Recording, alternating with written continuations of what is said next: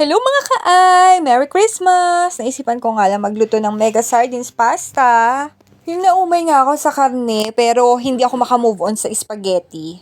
Kaya ayan, luto tayo!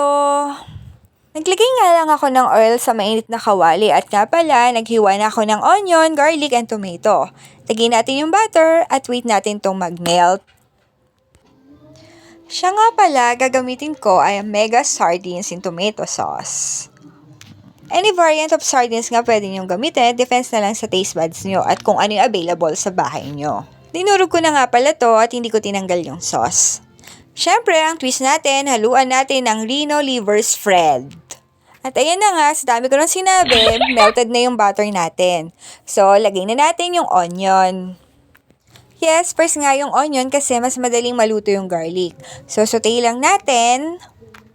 Then, once cook na, let's put the garlic. Wait lang natin mag-golden brown. Mas masarap nga yung mas matagal na ginigisa yung garlic at yung onion. Mas kumakapit yung lasa. Tapos, ilagay natin yung tomato.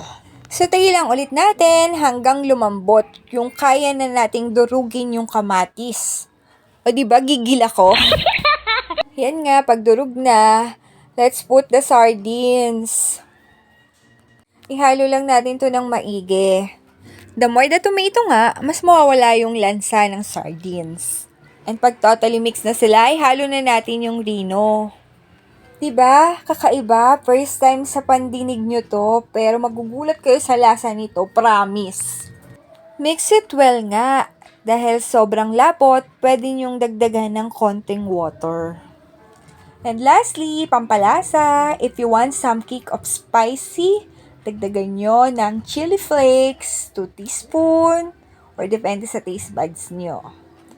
And then, put some salt. Tapos ako, dahil gusto ko may konting sweetness, nilagyan ko rin siya ng 2 teaspoon of sugar. And of course, hindi mawawala ang black pepper. Ayan, haluin lang ng haluin at tikman natin. Nga pala natabangan ako dito kaya dinagdagan ko pa siya ng condiments.